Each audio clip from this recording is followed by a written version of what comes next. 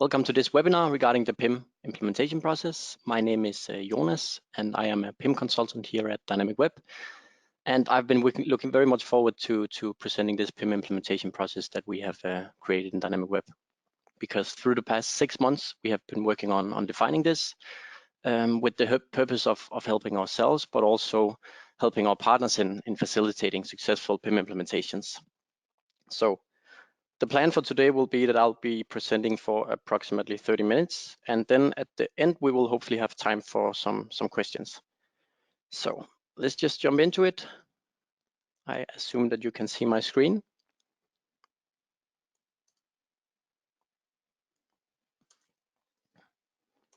So the agenda for the presentation, I have divided the presentation into 2 phases, a sales phase and an implementation phase. So said in another way, it is divided into what comes before the contract is signed and what comes after the contract is signed, where we actually need to implement a proper PIM solution. So in the sales phase, I will be focusing, let me just minimize this one so we can better see the slide. In the sales phase, I'll be focusing on a tool that is aimed at assisting you guys with the time estimation of PIM projects. And in the second step, the PIM implementation, I will be focusing on the actual PIM process as well as the supporting document that has been created as part of this process. But we'll get much into that later on. So let's just start with selling the PIM experience.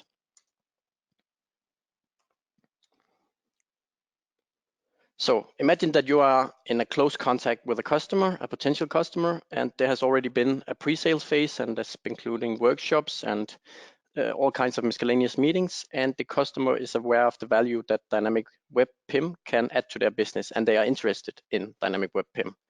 At some point in this process, it is inevitable that the customer will ask, well, how much time do you need to spend on this project, and more importantly, how much will it cost? And this is exactly what I will be discussing here. The first part, basically give you guys a tool and some inputs as to how you can deal with this situation. So let's first have a look at what this tool is and what it isn't. So here are some assumptions relating to the tool that I'll show you guys later on, which is an Excel file. So the estimate that this tool will give you is solely related to the hours spent on the PIM implementation. And that means that it does not include the integration, does not include project management or e-commerce configuration, and it does not include setting up feeds and basically creating additional channels. So all of these are scoped outside of this tool. So put it another way, you can say that everything that goes into the PIM system, the integration, and everything that goes out, the feeds and additional channels and e-commerce configuration, are not part of this tool estimation, the hours spent or estimated in this tool. Also, the PIM implementation only includes configuration on the default language. So this means that it is the job of the customer to make translation to other relevant languages, and also it is their job to enrich the products and clean up their product data during the process if they have bad data. And lastly, it is an estimate. So what this means is that it's based on basically subjective experiences in Dynamicweb, and therefore it might not match specifically to your organization. However, the purpose of the tool is to provide a suggestion for how to handle such a task, which can be a very complex and difficult task to try to estimate estimate a PIM project. So what is part of this tool?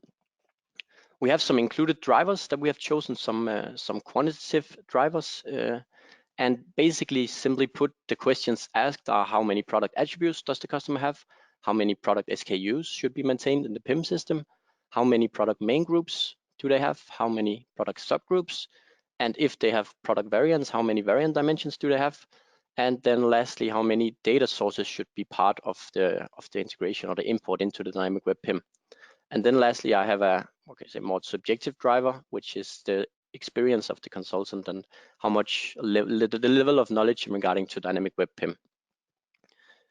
So all of these drivers has been evaluated as being significant in regard to the time spent on a PIM project, and the underlying logic of them is that the higher the number are, the more complex a project is estimated to be, and therefore it will also take more hours to implement.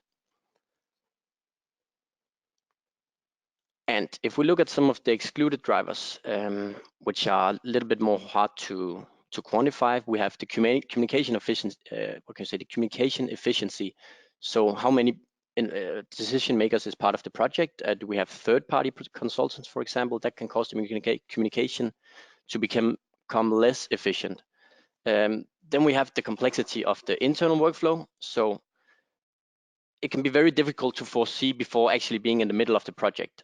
However, often it's very related to the organizational complexity, and I have often found that this complexity is not always one-to-one with the size of the company. So sometimes you might be surprised by how complex a workflow is for a given customer. Another excluded driver is the customer's level of product knowledge, which can be quite significant and can cause you to spend more time on a project. The data structure also, so how much bad data do they have? Is it rather structured, the PIM information that they have on their products? And also the response times, and lastly the technical ability of the customers are all drivers that also have a rather significant effect on a PIM project, but it's very hard to quantify. So just to give you guys an idea of what is included and what is not included in this specific tool. So let's try to have a look at the tool and see how it actually looks. In its simplest form, this is basically it. And a sales guy or a pre-sales guy, all they need to know basically is how to explain these 7 drivers. In here, I have the assumptions that I just went through. I have some elaboration on the drivers, relevant questions, and what is the underlying logic behind them. And then basically it's all about putting in numbers in all of these. And as you can see here, for example, if I put in 100 instead, the total hours down here will alter and basically give a new estimated number of total hours. You can see, just to give you guys a little bit of the logic that goes in behind, we have defined each and every one of these drivers and then basically look into what we would define as being a small, medium, and large project. And you can see there are a lot of plus around the tool, which basically just is the formula. So what's important to know is to put the information in these different drivers. And what we are utilizing this for in Dynamicweb, I can give you a practical example of one of the projects that I'm currently working on, is where I was part of this pre-sales phase, and I had a sit down with the customer, and we went through all of these. I explained all the drivers to him, and he gave me input to each and every one of them. That was what basically formed the order confirmation that we ended up signing with this customer. And then during the project, we figured out that, well, initially he actually gave me an estimate of 50 attributes, but it turned out that they had 100 attributes, which is completely different because it's naturally going to take more time. And it's very easy to utilize this tool from a hindsight, you can say, meaning that you can use it, and it's very easy for the customer to understand that, well, we went over time on this project, and this is the reason why, because we didn't get the proper information from the very beginning, or we might have misunderstood something, but this is after the project is done, and we have all these values, meaning that the initial time estimation that we created was very wrong. That's why we went over time on this project. So you can use it as a strategic tool in the after going into the projects and maybe going on time on projects.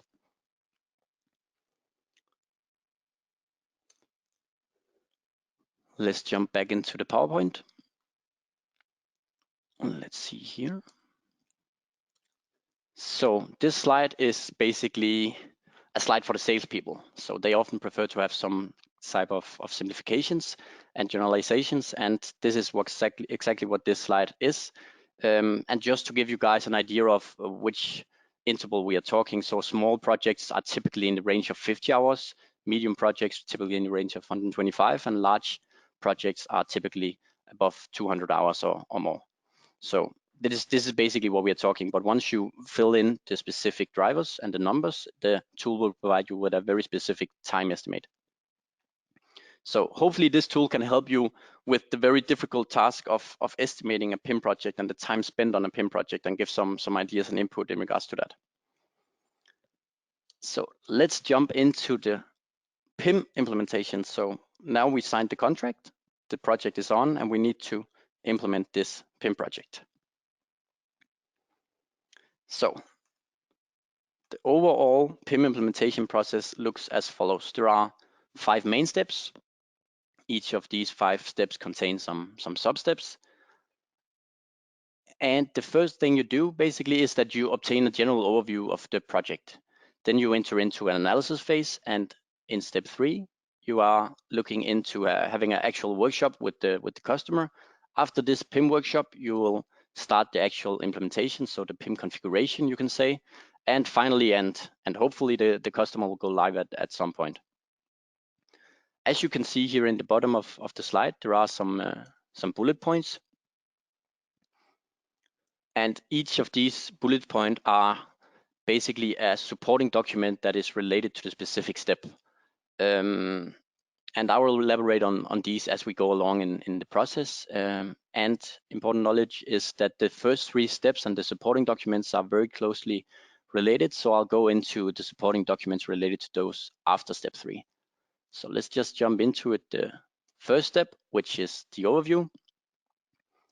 And it's important to mention that it's not an in-depth step. It's kind of obtaining a helicopter perspective overview of some of the most relevant factors in a project seen from a PIM perspective. Here are the sub-steps within step 1. And the first one is in regards to the customer type and products. So here we try to get an overall idea of the customer we are dealing with, which type of products they are selling, the languages that the solution support, and so forth.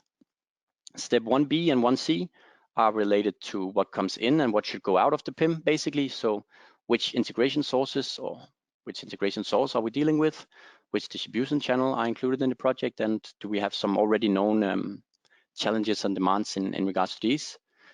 The fourth step or sub-step is identify the stakeholders and the relevant persons that will be a part of the project.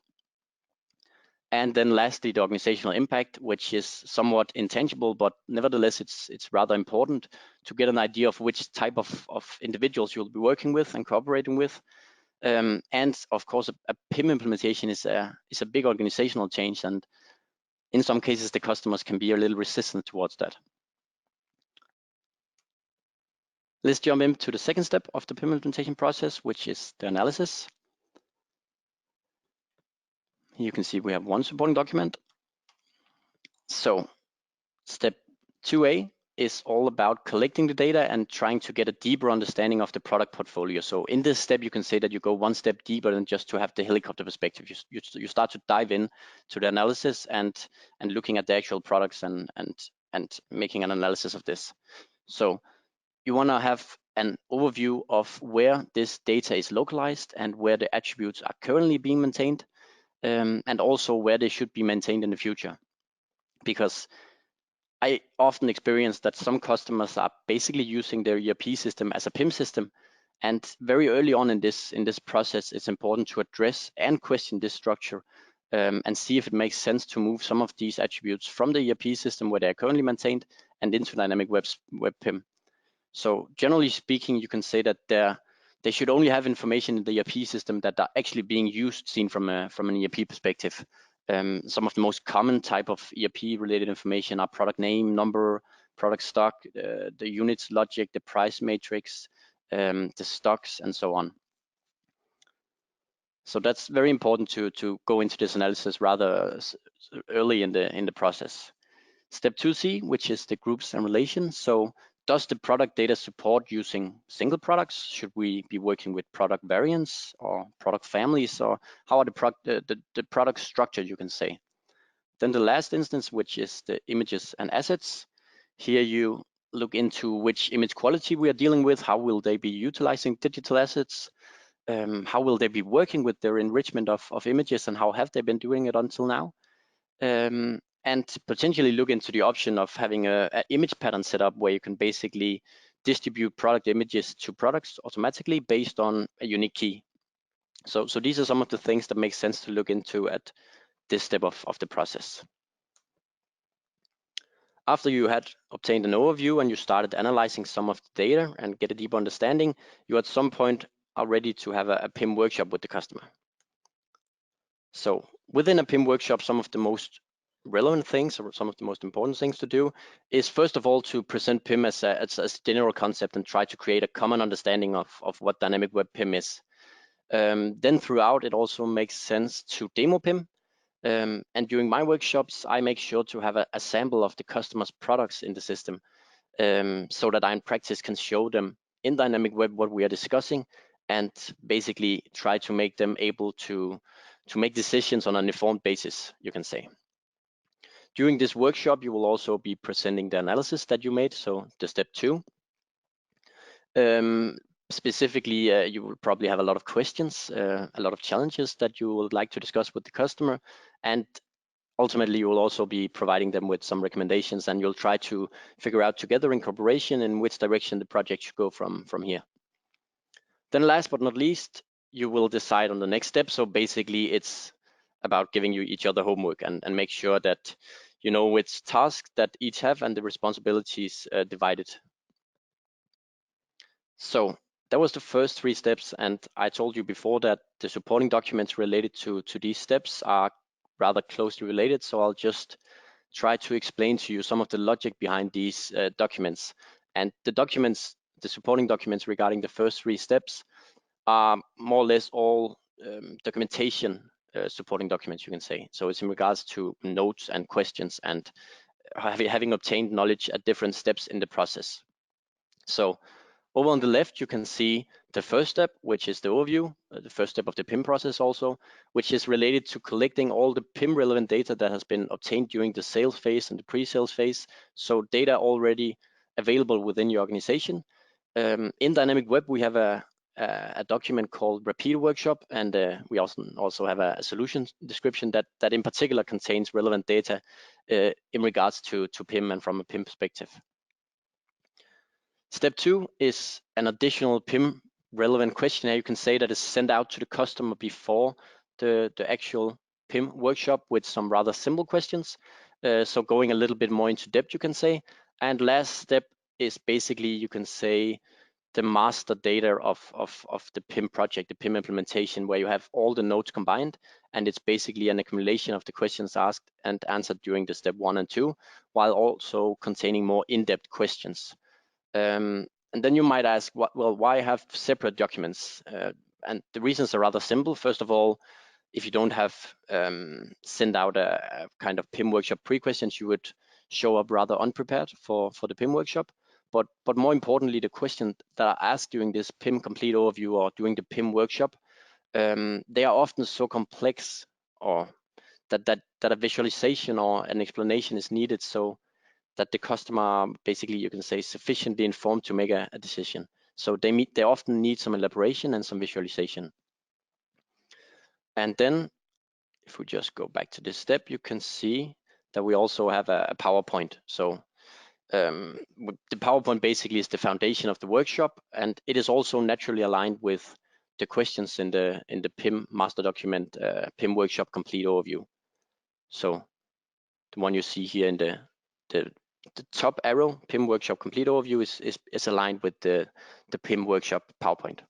So they go along. And lastly, you can say that the goal of this, what I call the knowledge process, is basically to try to create some kind of synergy between the general processes in the organization. So trying to improve the knowledge sharing and the documentation most of all, but also trying to avoid that the customer will need to repeat themselves throughout the project and the whole process. Let's jump on to the step 4, so where things start to get real fun. And here we have the PIM implementation. You can see we have quite some supporting documents here, and that is because this step is probably the most time-consuming one. I normally say that the PIM implementation probably accounts for maybe 60–65% of the PIM implementation based on time, how much time you spend on it. And it's important to mention that before going into depth with the steps, it's important to mention that it's not that I sit down for 2 weeks and configure the whole PIM solution and then basically just present it all to the customer. It's a very iterative process, and there is a lot of communication back and forth between the customers. So step 4A, the PIM configuration. Some of the most relevant things that you define here are the warehouse group structure. You look into defining the product attributes. You look into how the attributes should be placed. So basically you can say how it should be inherited across the solution. Should it be on the group level, the main level, or the variant level? You look into field settings and how the different attributes appear, if it should be a read-only field, or if it should be required, or if it's needed, and so on. You look into variant dimensions, dashboards, workflows. You probably set up some completion rules and queries, notification emails, and permissions, and so on. Just to mention some of the most crucial things that you need to go through throughout such a PIM configuration. And like I said before, the actual presentation of the PIM configuration is often a very ongoing process with kind of sub-steps of improvement from the customers, you can say. Then at some point, the solution is so mature that the PIM training is suitable, or it makes sense to have a PIM training sit down with the customer. And here, the customer is educated in how to utilize the Dynamicweb PIM setup. And it's very important that they are, or that you focus on how they should specifically enrich their own products and their product enrichment. So it needs to be specific to the solution, this training, and make sure that they have a very good idea of exactly what happens from they receive a product from the ERP system and until they are ready and done and ready to be published to different channels, you can say. Then after this PIM training, the goal is that the customer is self-reliant enough to finish the PIM implementation on their own, more or less. And yeah, of course, in many cases, there is an ongoing support for these, you can say. Let's try to go into some of the supporting documents that we have in this step. I would like to show you guys the PIM configuration that you can see in the step 4a. And then I would like to show you guys the PIM overview and just elaborate a little bit on what the logic behind these supporting documents are. So if we start with the PIM configuration. So you can see this as kind of the master document of defined attributes and the warehouse group structure in the PIM. So this is what lies behind that, you can say, whereas this one, as the naming suggests, product structure, is related to how the customer perceives their main groups, subgroups, and potentially subgroups. And normally this is what is used when starting the discussion of how the PIM warehouse groups should be structured. Then we have the attribute definition, which is one of the most important, you can say, sheets or documentations in the entire process, because this is here that the customer will define all the attributes that need to be part of the PIM solution. And that being both the ones that are, as you can see over here, maintained in the PIM system, but also the ones that are maintained in the ERP system. And each and every one of these columns provide, what can you say, relevant knowledge in regards to how you should define and create this, which type of attribute you should create. In this sheet, we have a little elaboration on all of these columns. And basically, this is what allows you to be able to create all the attributes on the solution in a proper way. And let's try to take a look at the supporting document called PIM Overview. And PIM Overview is basically a quick guide to Dynamicweb PIM, you can say. And this is not to undermine the doc side that Dynamicweb has, because I think we have a very good documentation system or documentation side where there are a lot of information regarding Dynamicweb. You can almost find anything. But I've figured that, or what can I say, I experienced that customers sometimes tend to get overwhelmed by all of the information that there is. So this document you can see as kind of a quick guide to, well, this is kind of the minimum you need to know about Dynamicweb in order for you to be able to finalize this implementation yourself. Going through some of the most general things that needs to be set up when having implemented a PIM solution. So for example, setting up the PIM dashboard, the different options you have here, setting up queries,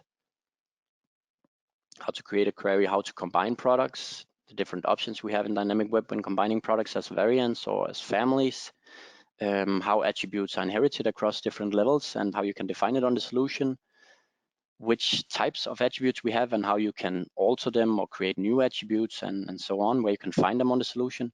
So all kind of general things that the customer basically needs to know, you can say. Then we have one document here, or let me just quickly go through the rest of the supporting documents we have here without actually showing it to you guys, the PIM configuration workflow, because what I found is that it can be very confusing or difficult to to figure out in which order you should start. You have all of these configuration tasks, but well, is there a specific order it makes sense to do these different tasks in? And that's what I tried here with the PIM configuration workflow. I tried to define kind of a step-based process for it makes sense to look into the PIM warehouse group first. Then you should look into perhaps defining the attributes. Then you should look into the workflow and so on. So to try to give basically a guide for partners and the consultant in regards to how it makes sense to handle a PIM implementation and in which order.